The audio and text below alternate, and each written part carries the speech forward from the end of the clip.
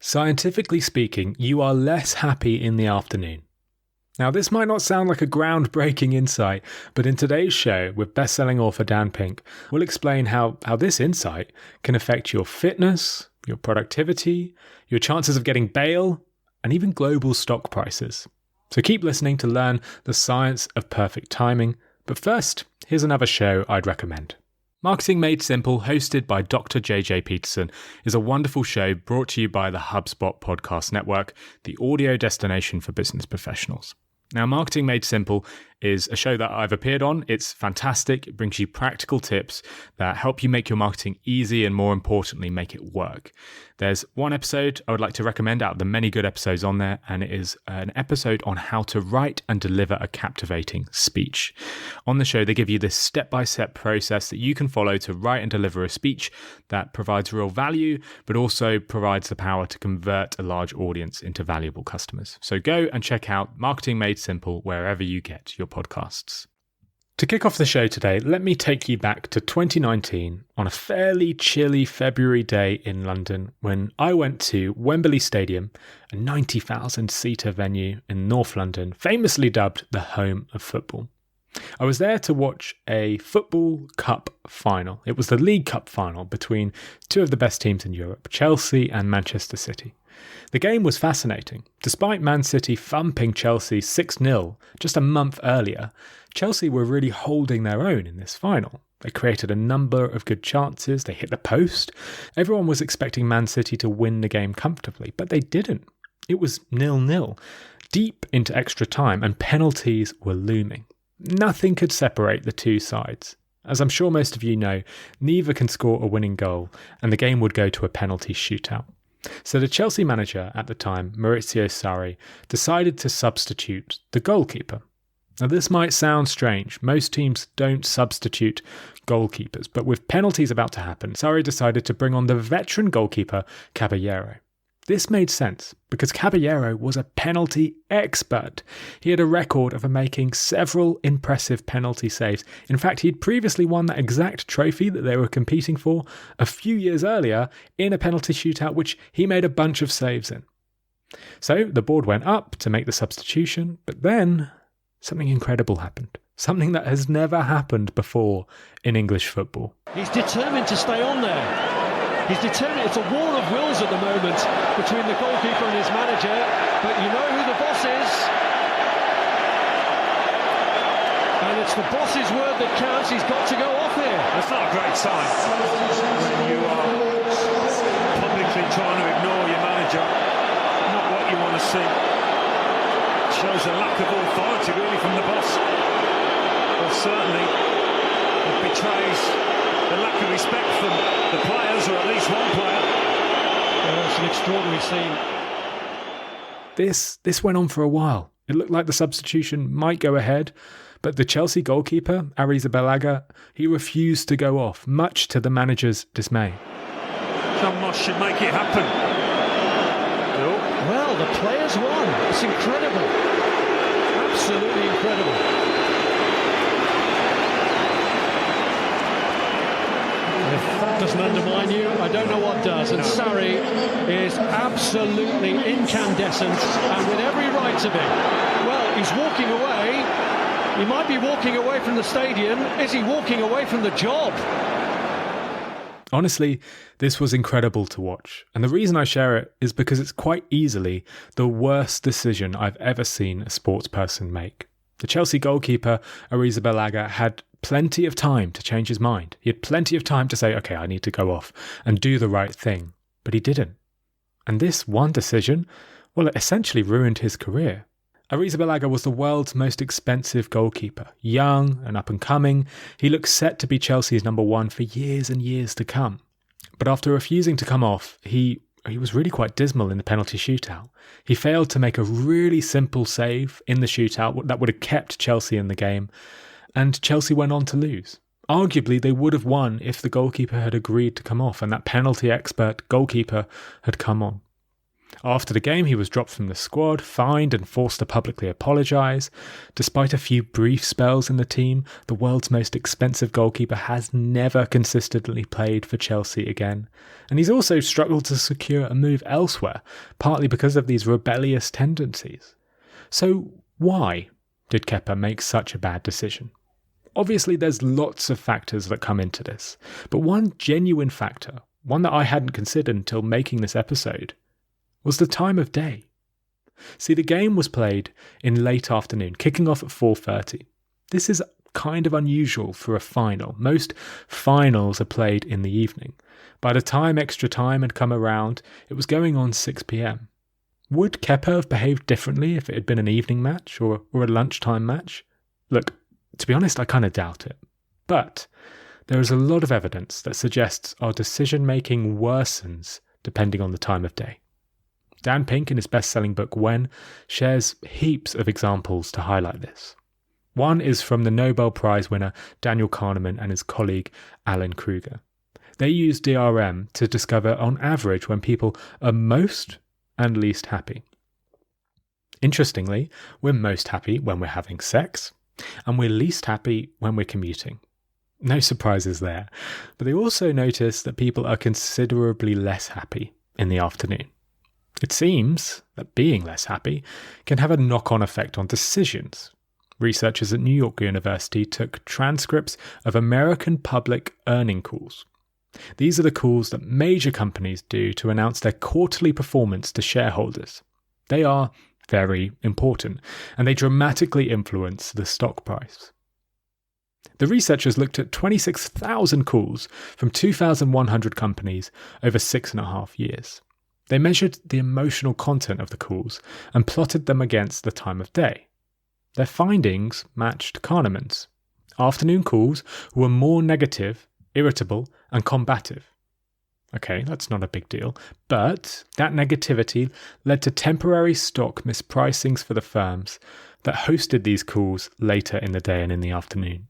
The researchers state that critical managerial decisions and negotiations should be conducted earlier in the day. Earning calls in the afternoon, they negatively affected stock prices. Incredible, right? Dan Pink shares other examples as well. A study from Cornell looked at 5 million tweets from 2.5 million users across 84 countries and found again that tweets were more negative in the afternoon. Russell Forster, a neurologist at Oxford, went one step further and looked at the change in the output of one's performance based on the time of day. He found that for, on average, most of us, our performance in the afternoon deteriorates to a state where it's akin to drinking the legal amount of alcohol in the morning. That's how much our performance is affected in the afternoon. And maybe, just maybe, that's why Chelsea's goalkeeper refused to come off. Maybe if the match had been in the evening or if it had been at lunchtime, he wouldn't have made that decision. Or maybe not. Look, I'm not saying that time of day is the defining reason behind all decisions, and I'm definitely not saying it affected this goalkeeper's decision. But what is clear is that time of day can affect decision making. It doesn't always, but it can. It affects our mood, and if we need to persuade, motivate, and influence others, we should take the time of day into account. To share more, let me hand over to New York Times best-selling author Dan Pink, who walks me through why timing is so important. So we can think of timing in two different dimensions. One is daily timing, one is episodic timing. So how do we configure what we do each day, taking into account where we can our diurnal rhythms? And then the other one is episodic timing, which is that how do beginnings affect us, how do endings affect us, how do midpoints affect us? What I've shared so far is all about daily timing, how the time of day affects our decisions. This reveals why we make worse decisions in the afternoon, and it's not just tweets and goalkeepers that show us this, but there's a host of other studies. I'll just litter you of a few more because they are fascinating. Dan Pink in his book shares studies that judges are more likely to give guilty verdicts in the afternoon than in the morning. Participants in a test are more likely to forget strings of syllables in the afternoon. Research shows that people are more likely to show racist tendencies in the afternoon. Danish students in one set of studies performed worse in tests in the afternoon. In fact, they got worse by every hour after lunch. Tests at the last hour of the day produced results that were akin to missing 2 weeks of school. You're also more likely to cheat on a test in the afternoon, and hospital care gets worse as well.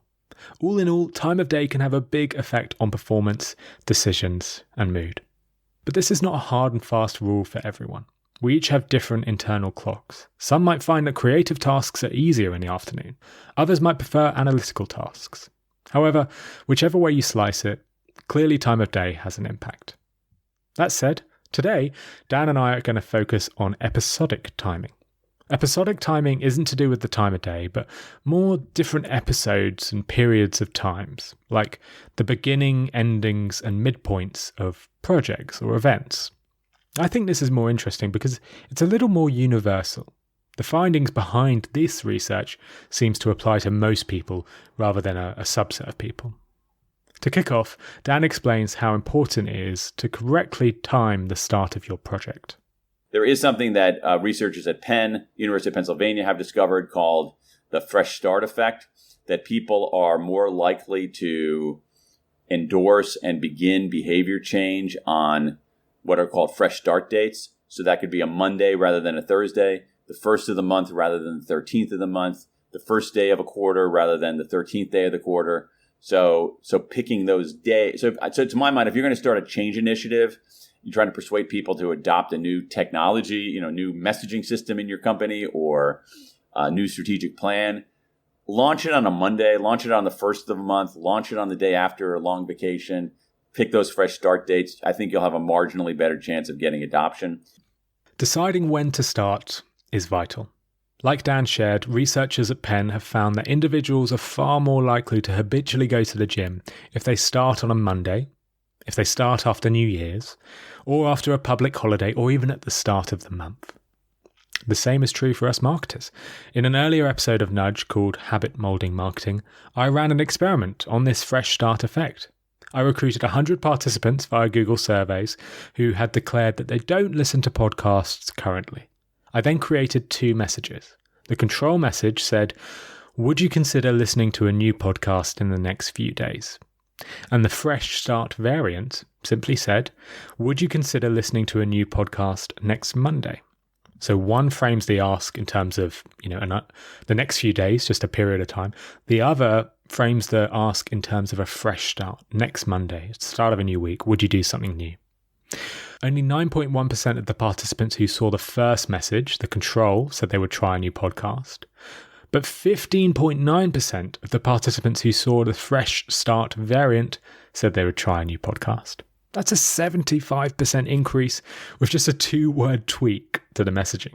It's clear that picking the right date to start is important, and not just for marketing or habit forming. In the book When, Dan Pink shares that schools that start later in the day see a dramatic increase in student performance. Attendance rose and grades rose in English and maths. At one school, the number of car crashes fell by 70%. So starting at the wrong time can have equivalent negative effects. Employees who entered a job market during a depression earned less than others who entered during a bullish period. They earned less than others for 20 years on average. That's £100,000 loss in earnings depending on when you start your job. Enough about starts though. What about midpoints? Here's Dan explaining why midpoints are so important.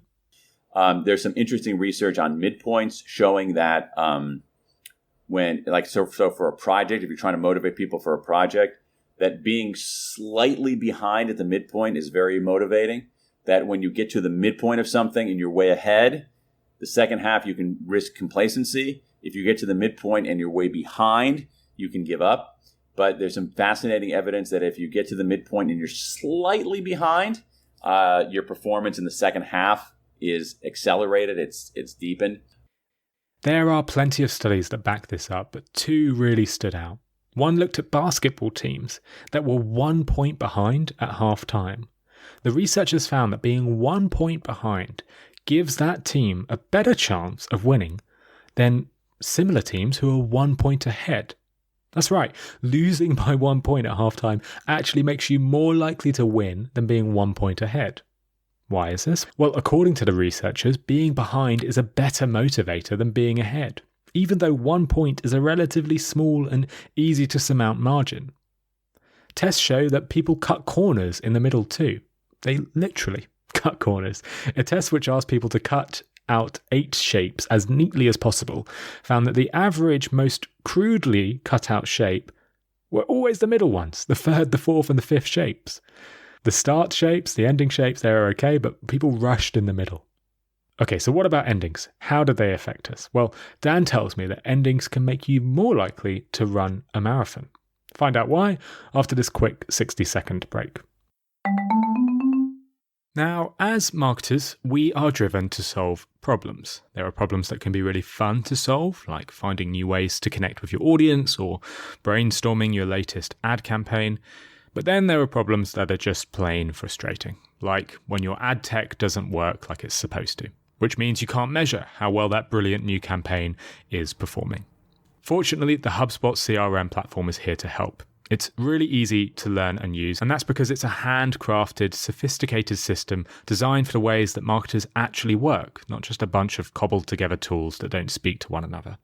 With customizable hubs and tools that you can add or subtract as you grow, HubSpot is ready to help you squash endless problems caused by broken tech and start solving problems that help your campaigns really perform well. Learn how HubSpot can help your business grow better at HubSpot.com. Okay, back to the show. Here's Dan explaining how endings affect us. There's some fascinating research about how endings affect us, how endings can be persuasive. We see this, with some of the research on deadlines, or even, only 30 minutes left in this special offer, right? Tick, tick, tick, tick, tick. You're seeing that, and we have some interesting research showing that people are more likely to run their first marathon at ages 29, 39, 49, and 59. For no logical reason except that the odometer is going to click to a 0 before long, and so they want to do something before then. There's other evidence in marketing showing that giving people less time to do something, a shorter fuse, can sometimes get them to act more quickly. So if you have there's a famous study of gift cards where you give people a gift card, that people who have only 3 weeks to use a gift card are much more likely to use it than people who have a full 2 months. That people who had more time to do something did it less because that ending was less salient. Like Dan said, marathon signups for those in an age ending in 9, like 29, 39, 49, 59, they are significantly higher. In fact, you are 48% more likely to sign up to your first marathon if you're on one of those ages. I think that's pretty exciting, but unfortunately it's not all good.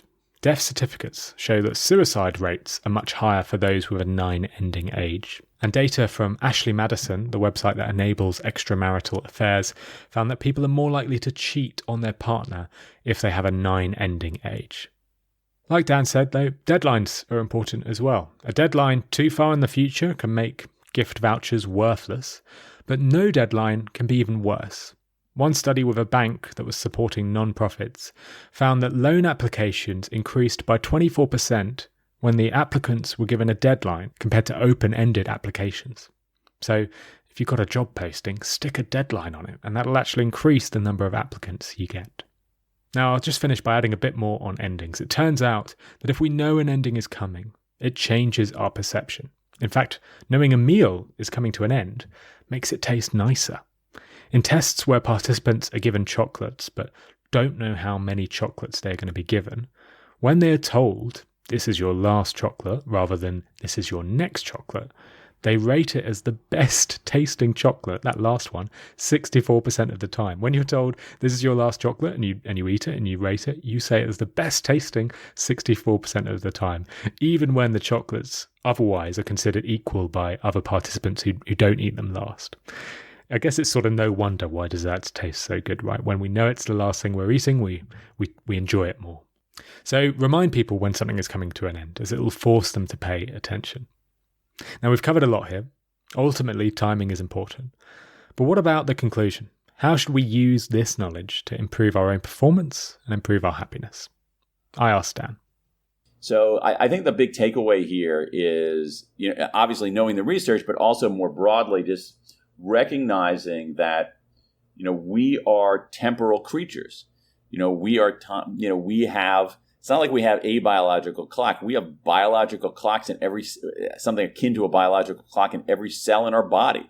There's a part of our brain that regulates the clocks of every other part of our body. I mean, we're essentially timepieces in a way, and we're moving through time. Yesterday is in the past. Tomorrow's in the future. Whoa, that's kind of freaky, right? And so if we're just conscious that we're temporal creatures moving through time, we can be intentional about the when of our decisions and our actions in a way that can redound to our benefit. For me, the takeaway is simple. Don't assume that timing has a negligible impact. It doesn't. It has a big impact. And when you're planning a project, making a crucial decision, or attempting to build a habit, consider when you'll start it. Because timing affects our perception of all sorts of things. I'll leave you with my favourite study on timing. In Dan's book, When, he cites a study that tried to determine what made people like their boss. Was it the amount of one-to-ones they had? Was it the amount of positive feedback they got? Was it the amount of support they received, or even the salary bumps they were given? Nope.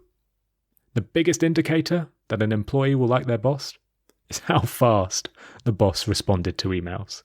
The quicker they responded, the more they were liked. That's the power of timing.